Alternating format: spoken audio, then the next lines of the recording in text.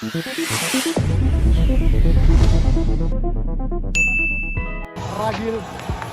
Bayangkara.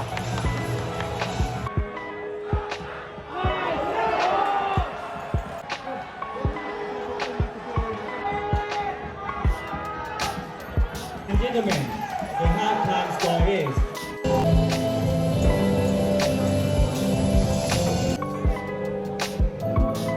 he is handed over to the captain. Assalamualaikum warahmatullahi wabarakatuh. Halo, kembali bersama dengan kami di channel ini. Oke, di video kali ini kami sedikit membahas tentang Piala AFF U23 yang baru usai semalam, di mana Indonesia keluar sebagai runner up setelah kalah adu penalti dengan Vietnam dengan skor 6-5. Indonesia yang lolos ke final setelah sebelumnya mengalahkan Thailand dan bertemu dengan Vietnam yang sebelumnya juga menumbangkan Malaysia. Nah, yang menariknya ketika Malaysia kalah dengan Vietnam dan juga kalah saat berhadapan dengan Thailand untuk memperebutkan posisi ketiga, netizen negara tetangga menumpahkan kekesalan tidak hanya pada federasi sepak bolanya sendiri, namun yang anehnya rentetan kekalahan Malaysia ini juga menyasar ke Indonesia. Lolosnya Indonesia ke final mengundang rasa kaget netizen Malaysia karena sebelumnya di babak penyisihan Indonesia kalah dari Malaysia dengan skor 2-1 dan kemudian menjadi runner up pool B yang ibaratnya lolos dari lubang jarum. Kemudian Indonesia pun akhirnya mengalahkan Thailand dalam semifinal dan memperebutkan satu tiket ke final. Akan tetapi lolosnya Indonesia ini dijadikan sasaran kekesalan netizen negara tetangga ini. Indonesia yang datang tanpa target dalam Piala AFF ini dengan skuad pemain U23 yang tak utuh dan persiapan yang minim sebelumnya dianggap remeh oleh negara tetangga kita ini.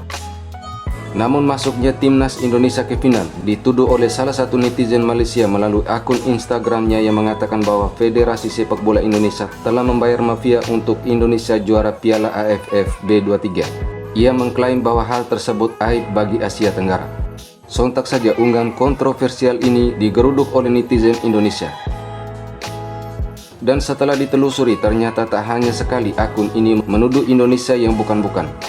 Beberapa postingan nyinyir tentang sepak bola Indonesia kerap dicuit oleh akun ini. Dalam unggahan-unggahan lainnya, ia menganggap timnas Indonesia merupakan salah satu tim yang lemah di ASEAN. Kemudian ketika Indonesia ditetapkan sebagai tuan rumah Piala Dunia U17 oleh FIFA, akun ini juga menunjukkan reaksi yang sama dan menyatakan Indonesia sebagai real anak FIFA. Dari cuitannya di Instagram tentang timnas Indonesia, kami merasa tak perlu dihiraukan karena ada beberapa netizen Indonesia yang mengatakan bahwa si admin dari akun ini seorang bocil yang sedang mengigau karena tak mau menerima kekalahan timnasnya dan sedang berupaya untuk menghibur dirinya sendiri. Nah, disinilah yang perlu kita tegaskan bahwa Indonesia tak harus jumawa dengan kemenangan ataupun merasa rendah diri karena kekalahan. Kalah dan menang dalam sebuah pertandingan tetap dijadikan sebagai pelajaran untuk terus berbenah dan memajukan kualitas sepak bola Indonesia. Dan pada event AFF U23 di tahun 2023 ini, kita patut memberikan ucapan selamat kepada timnas Indonesia, tim pelatih dan manajemennya yang bertanding tanpa target dengan skuad yang kurang lengkap namun dapat meraih posisi runner up. Dan kami ucapkan selamat kepada timnas Indonesia.